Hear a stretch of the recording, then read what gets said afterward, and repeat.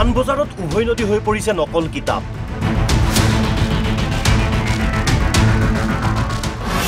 কিতাপৰ বিপণীত NCERT আৰু আৰক্ষীৰ অভিযান।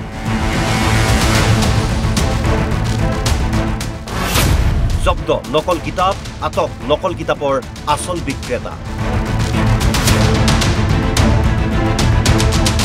হয়, শুনিবলৈ আচৰিত লাগিলেও সঁচা। পাণবজাৰৰ বিপণীয়ে ভৰি পৰিছে নকল কিতাপ। এই নকল কিতাপৰ বিৰুদ্ধে শুকুৰবাৰে সন্ধিয়া হঠাৎ অভিযান চলায় NCERT আৰু পাণবজাৰ আৰক্ষীয়ে। অভিযানকালত গাড়ীয়ে কিতাপ জব্দ কৰে the national council of educational research and training চমুকৈ NCERT সংস্থাটোৱে।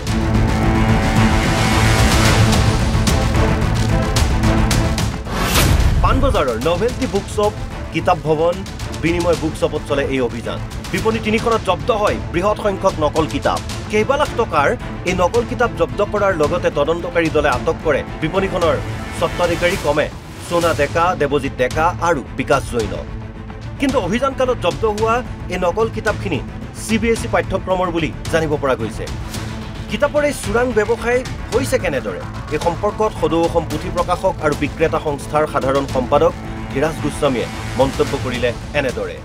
আৰু NCERT মই দেখিছোঁ দিল্লীত দেশৰ ডুপ্লিকেটৰ বজাৰ, গোটেই বজাৰ। আমাৰ ইয়াতে ধৰক অসমত বোধহয় 10টামান তেওঁলোকৰ NCERT ডিষ্ট্ৰিবিউটৰ আছে। আৰু এই কিতাপ দোকানসমূহে NCERT আমাৰ ইয়াৰে ডিষ্ট্ৰিবিউটৰৰ পৰা কিতাপ ক্ৰয় নকৰি দিল্লী কলিকতাৰ পৰা কিয় আনে? দিল্লী, বম্বে, বিহাৰৰ পৰা আনিব লগা একো নাই নহয়। এই কিতাপবিলাক ডুপ্লিকেট। গতিকে দোকানীবিলাকে আজিকালি কিতাপৰ দোকানীবিলাক পঢ়া শুনা, তেওঁলোকে নাজানে নেকি যে এইটো ডুপ্লিকেট আছলি? মুনাফা আদায় কৰাৰ কাৰণে এইবিলাক আজিকালি নতুন দোকানীবিলাকৰ এইটো হৈছে।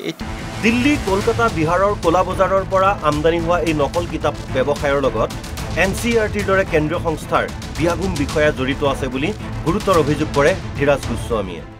আৰু ইয়াত বোধহয় মই ভাবোঁ NCERTৰ মানুহো জড়িত আছে, নহ'লে ইমান ডুপ্লিকেট কৰিব নোৱাৰে। আজি ধৰক আমাৰ আছাম টেক্সট বুক আছে, আছাম টেক্সট বুকৰ কিতাপবিলাকতো ডুপ্লিকেট হোৱা নাই, তাত কেনেকৈ হ'ল? গতিকে তেওঁলোকৰ মানুহবিলাকৰ লগত জড়িত যে আছে খাটাং। NCERT বিষয়ে এই সন্দৰ্ভত কি কয় শুনক। এই দুবাৰমান মাৰ্কেটত গৈছোঁ। মাৰ্কেটত গৈ আমি কিতাপ কিনি আনিছোঁ দুখনমান দোকানৰ পৰা।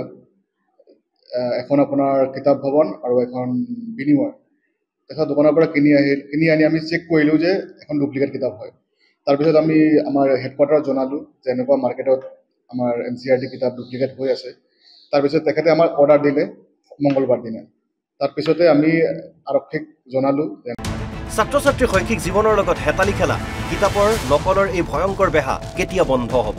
এই ক্ষেত্ৰত কেন্দ্ৰীয় সংস্থা NCERT আৰু অসম আৰক্ষীয়ে কি ব্যৱস্থা ল'ব সেয়া হ'ব লক্ষণীয়। ভিডিঅ' জাৰ্নেলিষ্ট শংকৰ দাসৰ সহযোগত মৃদুল লেখাৰুৰ ৰিপৰ্ট NB নিউজ।